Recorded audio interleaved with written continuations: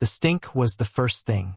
It clung to her like wet paper, a shroud of ammonia and old rot that had worked its way into the fibers of her dress, into her hair, under her fingernails. For 3 days, it had been her only companion, more constant than the sun that beat down on the warped planks of the chicken coop, more present than the jeering faces that swam in and out of view beyond the wire mesh. The dress, once meant for a wedding, was a tattered gray rag now, stained with filth and shame. Her feet, bare and bruised, were tucked beneath her, seeking some small, forgotten warmth from the packed dirt floor. She had stopped listening to the names they called her. They were just sounds, like the clucking of the hens that had been her cellmates before the man, Silas Blackwood, had shooed them out. Silas, the man whose name was a stone in her throat. He had built this coop and now he used it to unbuild her. He liked to stand outside it in the high sun, his thumbs hooked in his belt, a portrait of righteous male anger for the town to admire. He'd point and tell the story again, his voice booming with the satisfaction of a lesson well taught. How she had run, how he had found her, how a promise was a promise, and this was the price for breaking it. The town of Redemption was little more than a dusty street squinting under a vast, unforgiving sky. People gathered and dispersed like dust devils. In the beginning, they had stared, their eyes a mix of pity and morbid fascination. The women looked away quickly, their faces tight. The men lingered, some laughing, some spitting tobacco juice that sizzled in the dust near her cage. By the 3rd day, she was just part of the landscape, a miserable fixture like the broken trough or the leaning livery wall. They had grown tired of her suffering. It was no longer entertaining. She kept her eyes fixed on a single knot in the wood of the door, a dark swirl that looked like a closed eye. She focused on its whorls and imperfections, tracing them with her gaze until they became a map of a world far away from this place. She did not cry. The tears had dried up on the first day, leaving salty tracks on her dirty cheeks. Now, there was only a hollow stillness inside her, a quiet, stubborn refusal to give Silas the satisfaction of her breaking. The sun baked the coop into an oven. The dust lifted from the street with every passing wagon, coating her tongue, her lips, her eyelashes. She was becoming part of the dust, fading into the gritty, dun-colored world. She breathed in the filth and breathed out silence. The world had taken her voice, so she gave it nothing back. Elias Thorne saw her from a distance, a smudge of misery against the bleached wood of the coop. He had ridden into Redemption for salt and flour, a journey he made only when the emptiness of his own larder became louder than the emptiness of the town. He was a man who carried whole winters in his eyes.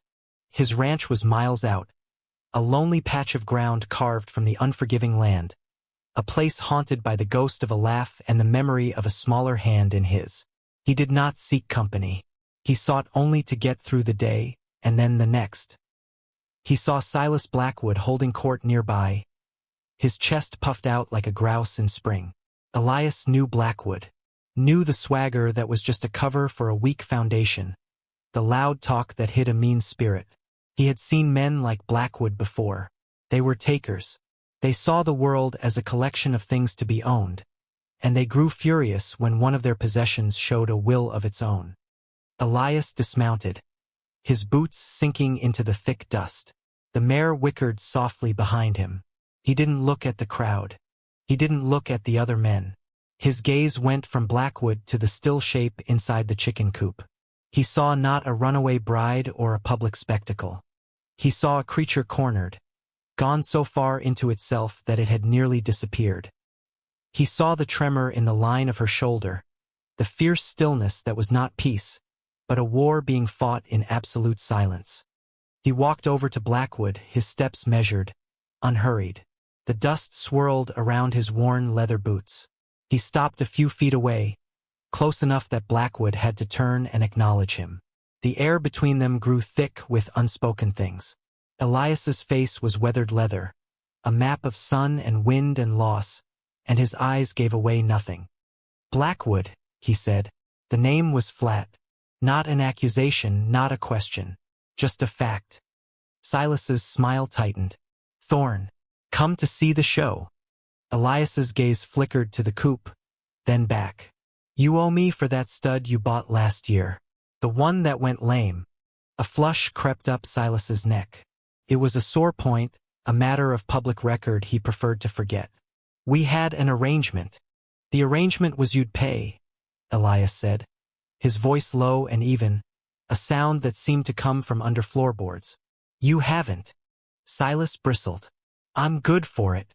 I'll take her, Elias said, nodding once toward the Coop. For the debt. The small crowd murmured. This was new. This was interesting again.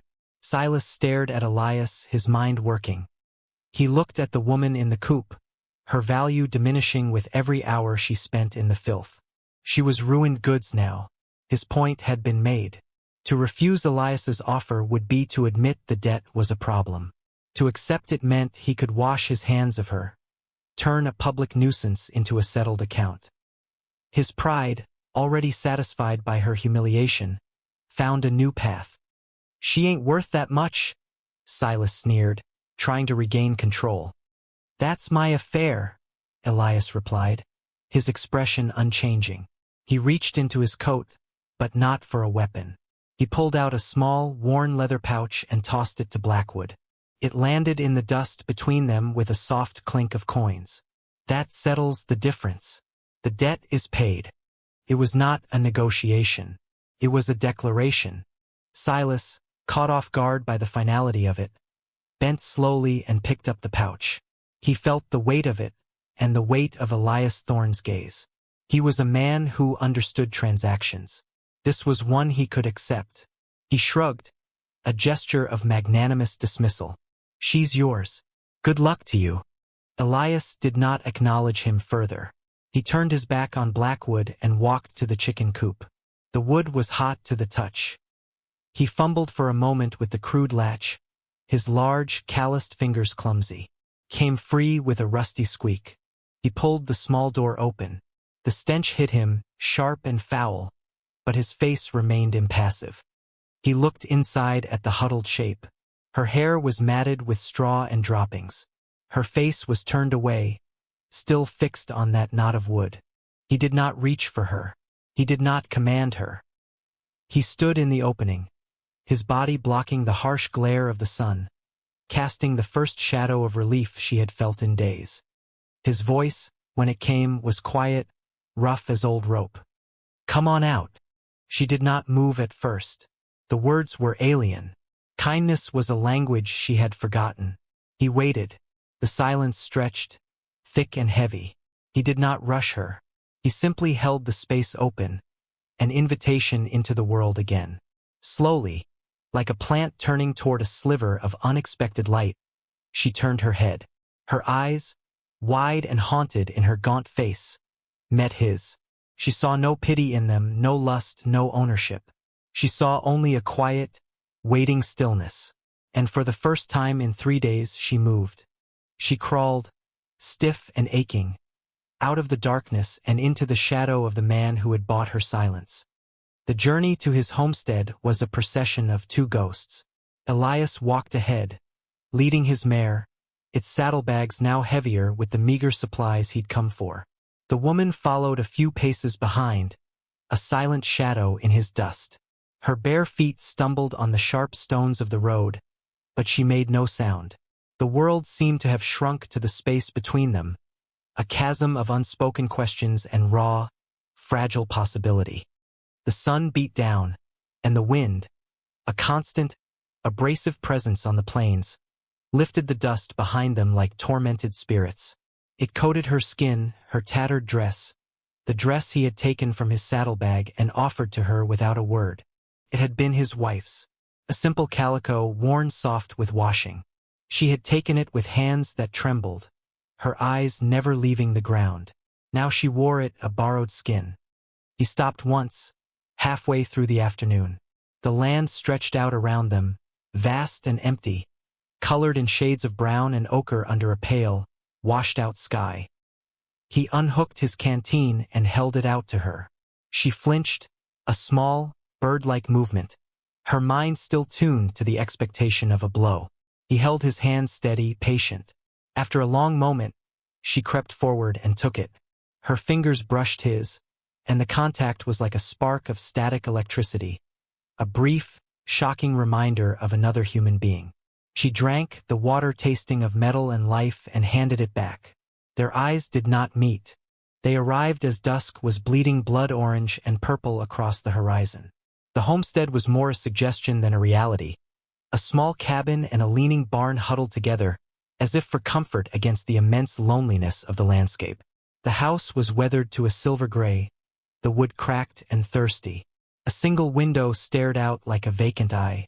On a small rise behind the house stood a single wooden cross, stark against the fading light.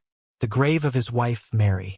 The land itself seemed to be holding its breath, waiting. Elias led the horse to the trough, its water murky and low. The place had the feel of a life paused, of routines abandoned. He worked with an economy of motion, unsaddling the mare, rubbing her down, his movements practiced and deep in his bones. The woman stood by the porch, a statue of uncertainty. She did not know her place here. She did not know the rules. She half expected him to point to the barn, to another coop, to a pile of straw. Instead, he gestured toward the cabin's front door, which hung slightly ajar. "Go on inside." She hesitated, her feet rooted to the spot. He didn't wait for her, walking past her and pushing the door open wider. The inside was dark and smelled of cold ash and something else. A faint, lingering scent of lavender and old grief. A simple room. A stone hearth, a rough-hewn table with 2 chairs, a bed tucked into a corner. It was a man's space, stark and functional. He went to the hearth and began to build a fire, his back to her. "There's a room through there," he said, nodding his head toward a closed door. "It's yours." He set the kindling alight, and the first flames licked up, casting flickering, dancing shadows that made the small cabin seem both larger and more intimate. She moved then, her bare feet silent on the wooden floorboards. She pushed open the door he had indicated. The room was small, containing only a narrow bed with a patched quilt and a wooden crate for a table. But it was clean. Dust motes danced in the sliver of moonlight coming through the single, small window. On the crate sat a basin of water, a rough bar of soap, and a clean, folded towel. He spoke from the main room, his voice a low rumble against the crackle of the new fire.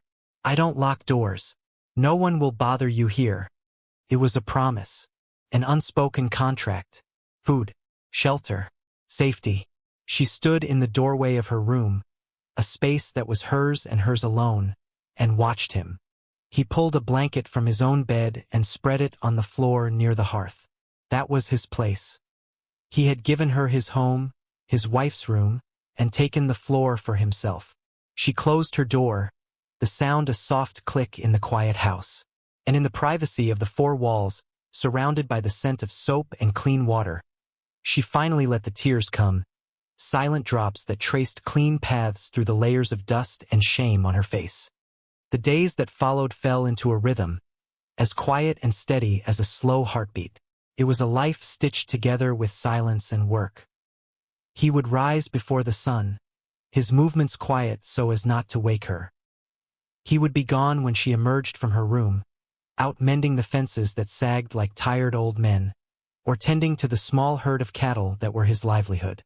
He moved with a purpose that was bone deep, a man who knew the language of the land, its harsh demands and its small, grudging gifts. She began in the house. The dust was a thick blanket over everything, a testament to a long winter of grief. She swept the floors, the swish of the broom a lonely sound in the stillness. She scrubbed the tabletop until the grain of the wood reappeared, dark and rich. She washed the single window until the morning light could spill in unimpeded, painting a clean, sharp square on the floor. She did not do it because it was asked of her, but because the simple, repetitive tasks were an anchor. They were real. They pushed back the ghosts. One afternoon, he came back to the cabin earlier than usual to find her on her knees in the small, fallow garden patch beside the porch. His wife, Mary, had planted it. It had been her small kingdom of herbs and wildflowers, but now it was choked with weeds, the earth dry and cracked. The woman was pulling them out, one by one, her movements careful, deliberate. She had found an old trowel, rusted but serviceable, and was turning the soil. He stood and watched for a long moment, unseen, before turning and walking away. The next morning, a bucket of water from the well sat waiting by the garden's edge. They ate their meals in silence. At first, he would leave a plate of food for her on the table, jerky, hard biscuits from his dwindling supply. Then one day, she used the flour he had brought from town. She was clumsy with it, the dough stiff, the resulting loaf of bread dense and heavy as a stone. She placed it on the table between them, her cheeks flushed with shame. He broke off a piece, chewed it thoughtfully, and swallowed. "A little dry," he said, his voice flat. She flinched, expecting mockery, but his eyes held a flicker of something else, something she couldn't name. She found her voice, a thin, rusty thing. "You didn't complain about mine." A ghost of a smile touched his lips, there and gone in an instant. A dry, ironic humor that briefly broke the tension. It was the first time they had shared something that resembled a conversation. It was a start. The small gestures became a language of their own. He came in from a day in the biting wind and found a thick wool shawl, another relic of Mary's, draped over the back of her chair. He said nothing, but he drew it around her shoulders as she sat by the fire that evening. A fleeting, impersonal touch that was more about warmth than intimacy. She, in turn, began to venture out. One day, she walked up the small rise to the wooden cross. The wind whipped her hair across her face as she knelt and placed a single, stubborn wildflower she had found blooming by the creek at the base of the grave. When Elias found it later, he stopped, his hand resting on the weathered wood, and a deep line eased in his forehead. Their lives ran in parallel, two streams carving a path through the same lonely landscape. They observed each other, learning the contours of each other's solitude. She learned the way he rubbed the back of his neck when he was tired, the far-off look in his eyes when he stared into the fire. He learned the way she hummed, a low, tuneless sound, when she was kneading bread, the way she would sometimes pause and stare out the window as if looking for something she knew she would never find. The thaw, when it came, was heralded by a storm. The sky turned a bruised purple-gray, and the wind, which had been a constant companion, turned mean. Rain came down in sheets, drumming on the roof like angry fists. Thunder cracked overhead, a sound that ripped through the fragile peace of the cabin. She was in her room, and the sound of it, so like the booming rage of Silas Blackwood's voice, threw her back into the darkness of the coop. She curled into a ball on her bed, her hands over her ears, her body trembling. A cry escaped her lips, small and animalistic. In the main room, Elias heard it. He stopped his work, mending a piece of tack, and listened. He did not go to her door. He did not invade her space. He stood outside it, a silent guardian. "You're safe," he said, his voice low but clear enough to cut through the storm's fury. "The storm will pass. You're safe here." He stood there for a long time, just breathing, a solid presence on the other side of the thin wooden door, until the trembling inside her finally began to subside. The next morning, the world was washed clean. The air was cool and smelled of wet earth and sage. They sat by the fire, drinking hot, bitter coffee. The silence between them was different now, less a chasm and more a shared space. She looked at him, truly looked at him, for the first time. "Why?"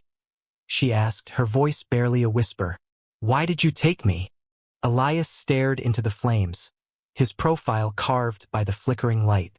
He seemed to be weighing his words, searching for the right ones in a vocabulary he rarely used. "My father used to say," he began slowly, "that you can judge a man by what he can't stand to see, what he's willing to stop." He paused, turning a small piece of wood over and over in his rough hands. "A man shouldn't keep a woman in a chicken coop." He looked at her then, his gaze direct, unwavering. It wasn't right. It was not a declaration of love. It was not a promise of a future. It was something simpler and perhaps more profound. It was a statement of principle. It was the foundation of a house. In the quiet aftermath of the storm, she understood that he had not rescued a victim. He had recognized a soul, and in that recognition, she felt the first tentative unfurling of her own. The peace they had carefully constructed was as fragile as a bird's egg. It was shattered by the sight of 3 riders on the horizon, dark shapes moving slowly against the vast, empty canvas of the plains. They were not neighbors. They were a purpose, heading directly for the homestead. Elias saw them from the fence line he was repairing, and a cold knot formed in his gut. He knew, with a certainty that went deeper than thought, who they were. He walked back to the cabin, his stride unhurried but his eyes scanning the property, noting the placement of the woodpile, the angle of the barn. He carried his rifle loosely in one hand. When he entered the cabin, she was standing by the window, her back rigid. She had seen them, too. The color had drained from her face, leaving it pale and stark as bone. The past had a long reach. "Go inside," he said, his voice quiet but firm. He didn't mean her room. He meant the house itself. "Stay behind the walls." She looked at him, and for a moment, he saw the old terror flicker in her eyes, the instinct to hide, to become small.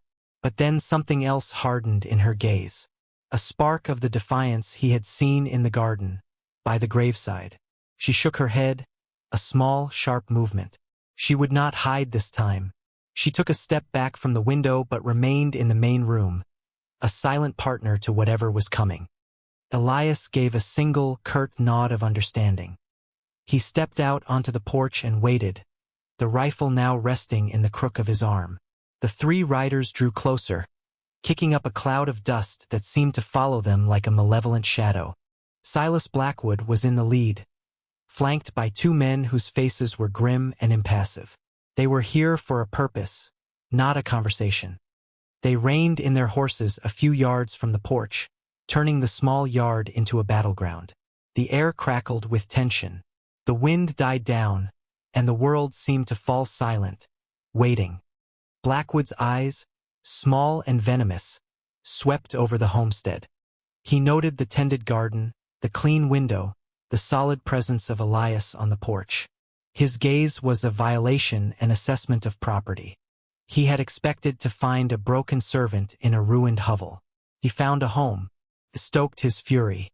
"Thorn," he said, his voice dripping with condescending familiarity. "I've come for what's mine." "You have nothing here that's yours, Blackwood," Elias replied, his voice level. He did not move. He was a rock, a part of the landscape that would not be shifted. Silas smirked, a twisting of his lips that was meant to be intimidating. "I have a contract, a promise witnessed by the preacher himself. She was to be my wife." He held up a piece of paper, waving it like a flag of ownership. "Our deal was for her labor to settle a debt. But she belongs to me. The law says so." "That paper's as worthless as your word," Elias said, his eyes cold as frost on a winter morning. "You put her in a cage. That ends any claim a man might have." From inside the cabin, the woman watched, her heart a frantic drum against her ribs. She saw Elias, standing alone against 3 men, his body a shield between her and the life she had escaped. The old fear was a cold hand on her heart, urging her to run, to disappear into the back room. But the sight of his unyielding back, the quiet certainty in his stance, held her fast. He was not just protecting a possession, he was defending a life. Her life. "I'm not leaving without her," Silas snarled, his hand moving toward the pistol at his hip. The 2 men with him shifted, their hands making similar movements. It was the moment the world pivoted. The instant a choice had to be made. Elias shifted the rifle in his arms, a small movement that spoke volumes. The air grew thick enough to choke on. And then the cabin door creaked open wider. She stepped out onto the porch, moving to stand beside Elias. She did not stand behind him. She stood with him. Her face was pale, but her eyes were on fire. She held no weapon, save for the force of her own presence. Silas's eyes widened in shock, then narrowed in fury. He had not expected this. He had come to reclaim a broken thing, not to confront a woman who looked him squarely in the eye. "Get back in the house, you ungrateful wench," he spat. "You have no say in this." Her voice, when she spoke, was not the whisper he remembered. It was clear and steady, and it carried across the silent yard like the chime of a bell. No. One word. It was a shield. It was a sword. It was the sound of a lock breaking. Silas, enraged by her defiance, made his mistake. He spurred his horse forward, reaching down as if to grab her, to drag her away like a sack of grain. In that instant, two things happened at once. Elias stepped forward, bringing the rifle up, the movement fluid and deadly, the barrel now aimed squarely at Silas's chest. And the woman, Lena, moved with a speed born of pure, righteous anger. Before Silas could reach her, she swung the heavy iron skillet she'd been holding behind her back, a weapon she had grabbed from the hearth without a conscious thought. The skillet connected with Silas's outstretched hand with a sickening crack of bone. He screamed, a high, thin sound of pain and surprise, yanking his hand back. His horse reared, startled by the sudden movement and the cry. The standoff was broken. The two men with Blackwood looked from their screaming employer to the unwavering barrel of Elias's rifle, to the woman on the porch holding a cast-iron skillet like a war hammer, her face a mask of cold fury. They were paid men, not loyalists. This was not the fight they had signed up for. They exchanged a look, and their hands moved away from their guns. This was a fight over a man's pride, and they had no interest in dying for it. "Get off my land," Elias said, his voice a low, deadly command. Silas, clutching his broken hand, his face contorted in a mask of pain and humiliation, glared at them with pure hatred. But he was beaten.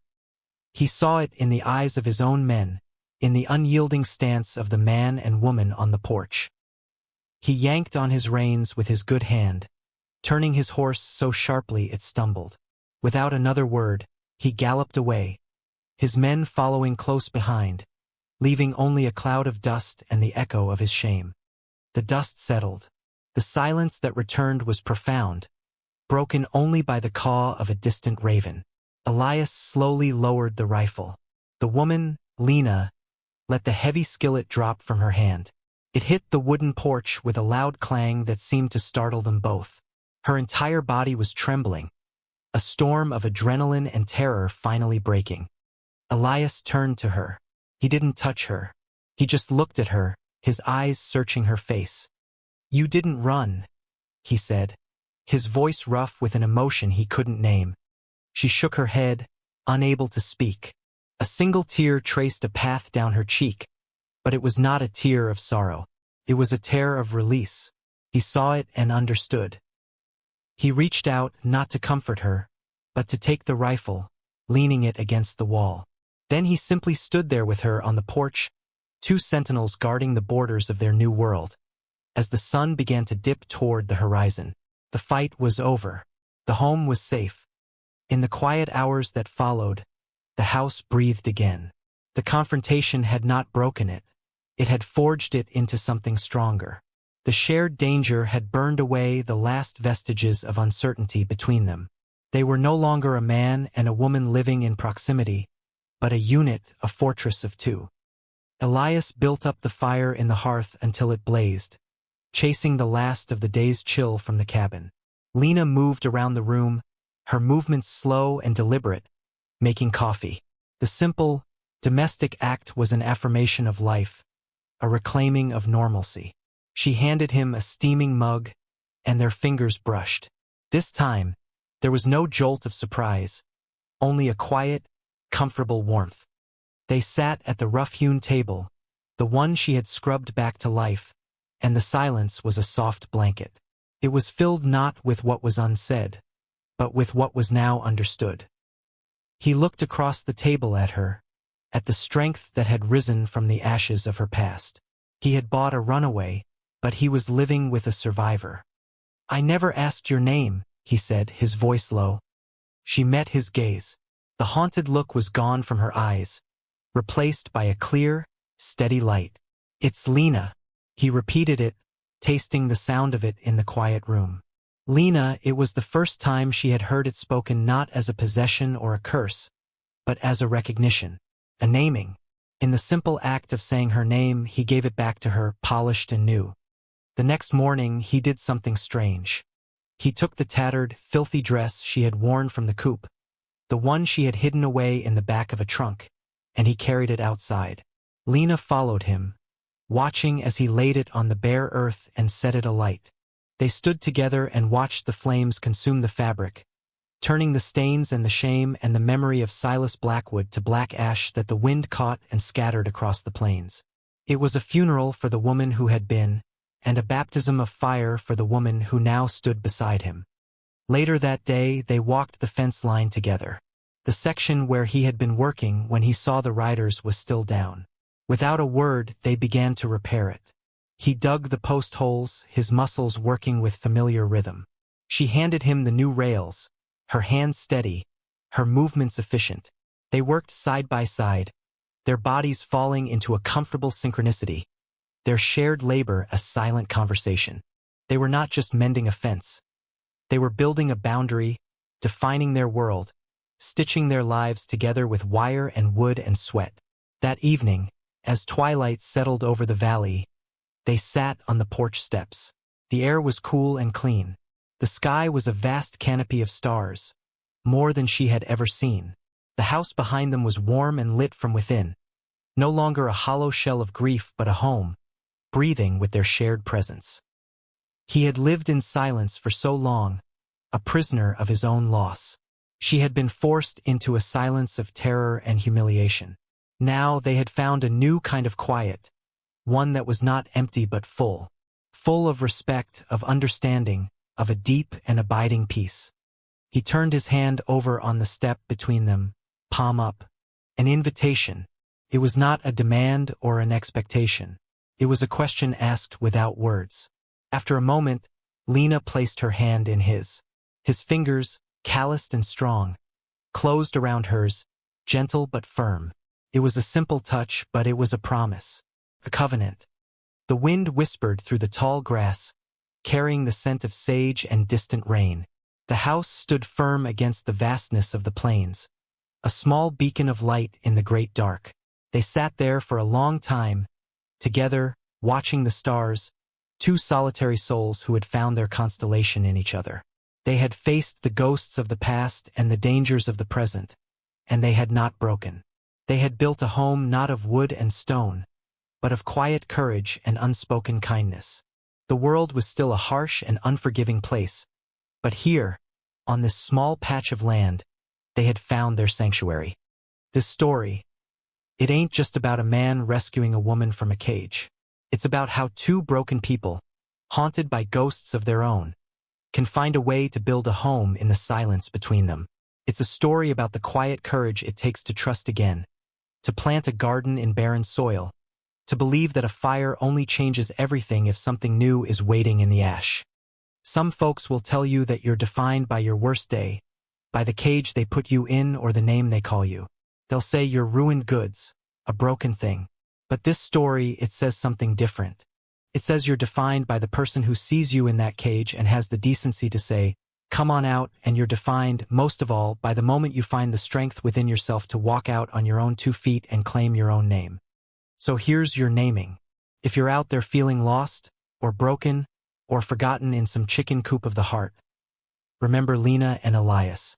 Remember that sometimes the deepest love isn't spoken in grand words, but in a shared meal, a mended fence, a quiet promise to stand guard through the night. It's found in the steady presence of someone who doesn't try to fix you, but simply stands with you as you learn to fix yourself. If you're brave enough to face the silence, to stop running and hold your ground, you might just find that everything you were ever looking for is waiting there, in the simple, steady warmth of another's hand.